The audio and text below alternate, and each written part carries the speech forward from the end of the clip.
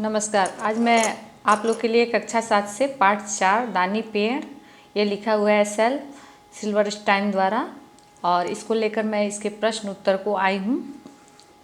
पहला प्रश्न है, पेड़ से सब कुछ लेने के बाद भी आदमी खुश क्यों नहीं था? तो इसका उत्तर है कि आदमी की आवश्यकताएं जो थी वो बहुत ज़्यादा थी, और पेड़ जो था वो सब कुछ दे रहा था धीरे धीरे। लेकिन क्या था कि आदमी की आवश्यकताएं जो थी वो बहुत ज़्यादा थी, जो पूरा नहीं हो पा रहा था, पेड़ से भी पूरा नहीं हो पा रहा था, इसलिए वो खुश नहीं था। वैसे मैंने यहाँ पे उत्तर लिखा है, लेकिन इसको आप लोग खुद से भी लिख सकते हैं।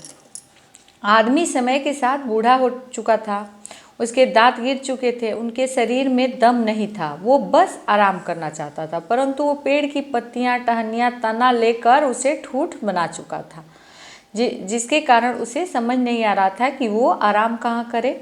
इसलिए पेड़ से सब कुछ लेने के बाद भी आदमी खुश नहीं था, क्योंकि वो पहले काट चुका था सब पेड़ पौधे जो है वो पेड़ की टहनियाँ जो है वो काट चुका था, डाल वो उसके फल ले चुका था, और ये जो क्षणिक सुख था वो प्राप्त कर रहा था, लेकिन उसकी आवश्यकताएं फिर भी उससे भी पूरी नहीं हो पा रही थी।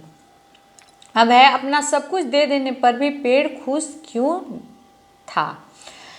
पेड़ दानी था। देखिए, दानी था, और कहानी में है भी कि वो पेड़ जो है वो छोटे बच्चे से बहुत प्यार करता था। तो प्यार वो पूरे समर्पण के साथ करता था, अपना सब कुछ देकर भी वो बच्चे को खुश देखना चाहता था, इसलिए वो सब कुछ देता था उसको। तो पेड़ जो है वो दानी था। जिस प्रकार दानी मनुष्य को दान देकर आनंद की प्राप्ति होती है, उसी प्रकार पेड़ अपनी पत्ती, फूल, फल, शाखाएं, तना सब देकर भी खुश था, क्योंकि वो छोटे बच्चे को बहुत प्यार करता था। पेड़ ने, तीसरा है, पेड़ ने आदमी के बचपन से बुढ़ापे तक की किन किन जरूरतों को पूरा किया? तो पेड़ ने आदमी के बचपन से बुढ़ापे तक सबसे पहले तो अपनी शाखाओं पर खिलाया, अपनी छाया में बैठाया, फूल दिए, फल दिए,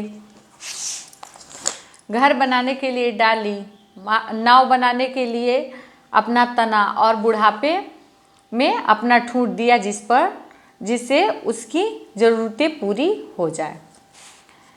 पेड़ को दानी क्यों कहा गया है? पेड़ हमें हमेशा कुछ न कुछ देता ही है। वो अपनी छाया, फल फूल, पत्ते, शाखाएं, तना, छाल, जड़ और ऑक्सीजन देकर हमारे जीवन की रक्षा करता है, इसलिए पेड़ को दानी कहा गया है।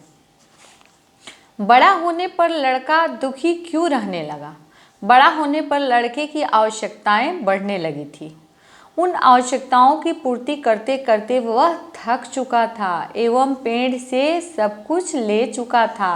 अब वह पेड़ की कोई मदद नहीं कर सकता था, उसकी रक्षा भी नहीं कर सकता था, इसलिए बड़े होने पर वो दुखी रहने लगा था। उसके बाद है, खाली जगहों को भरिए। जहाँ पे अंडरलाइन है वो भरा हुआ जगह है। पेड़ छोटे लड़के से प्यार करता था, वह पेड़ के साथ खेलता, डैश खेलता, तो लुक्का छिपी खेलता। उसके बाद है, मुझे ज़रूरत है। तो किस चीज़ की ज़रूरत है? पैसों की ज़रूरत है।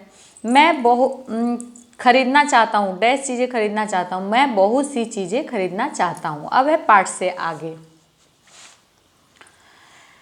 दुनिया में पेड़ों की संख्या को लगातार कम किया जा रहा है। अगर पेड़ों की संख्या इसी प्रकार कम होती जाए तो 20 वर्ष के बाद का समाज कैसा होगा? दुनिया में पेड़ों की संख्या को लगातार कम किया जा रहा है। अगर पेड़ों की संख्या इसी प्रकार कम होती जाए तो 20 वर्ष के बाद समाज में कृत्रिम ऑक्सीजन का सहारा लेना पड़ेगा। अनेक रोगों से लोग घिर जाएंगे। समाज का प्रत्येक मानव असमय बूढ़ा होकर मरने लगेगा। ये स्थिति बहुत ही भयावह होगी। दूसरा है, पेड़ों को सुरक्षित रखने के लिए क्या क्या किया जा सकता है? पेड़ों को सुरक्षित रखने के लिए जंगलों की कटाई पर रोक लगनी चाहिए। पेड़ लगाने की अनिवार्यता होनी चाहिए। पेड़ पौधे जंगलों को रोग सूखने से बचाने के लिए विशेषज्ञों की व्यवस्था होनी चाहिए। उचित सिंचाई एवं देखभाल की व्यवस्था होनी चाहिए। उसके बाद है दिए गए शब्दों का प्रयोग कर एक छोटी सी कहानी लिखिए। जैसे मेढक, तालाब, बगुला, बच्चे, मछली, सांप। इससे क्या करना है, एक छोटी सी कहानी लिखना है। तो कहानी तो इसको आप लोग खुद से बनाइएगा। कहानी या तो मैं अगले वीडियो में इसको बताऊंगी कहानी को। उसके बाद है मेरा प्रिय वृक्ष विषय पर 50 शब्दों में लिखना है। तो आप लोग इस पे भी लिख सकते हैं, लेकिन मैंने थोड़ा आप लोग को हिंट के लिए लिख दिया है इसमें। वृक्ष हमारे जीवन के बहुत ही महत्वपूर्ण अंग हैं। वृक्ष हमें अपना फल देते हैं, अपना फूल, अपना तना, शाखा, छाल, जड़ तक हमें दे देते हैं। सबसे महत्वपूर्ण है कि वो हमें जीवनदायिनी ऑक्सीजन भी देते हैं। ये हमारे पर्यावरण को स्वच्छ एवं हमें स्वस्थ रखते हैं। इसलिए हमें हमारे प्रिय वृक्ष का संरक्षण करना चाहिए, उन्हें काटने से बचाना चाहिए, जिससे उसकी आयु लंबी हो और वो हमें ज़्यादा समय तक हवा, छाया, फूल, फल दे सके तथा पर्यावरण को स्वच्छता प्रदान कर सके। आप लोग इससे भी और ज़्यादा भी लिख सकते हैं। उसके बाद है व्याकरण। नीचे दिए गए शब्दों का वाक्यों में प्रयोग कर उनका लिंक बताइए। शाखा, तो पेड़ की शाखा टूटकर गिर गई। तो यहाँ होता है पेड़ की शाखा टूटकर गिर गया नहीं होगा, गिर गई। तो ये क्या हो गया, स्त्रीलिंग हो गया। आम खट्टा है, आम खट्टी है कह सकते हैं, नहीं, आम खट्टा है, तो ये हो गया पुल्लिंग।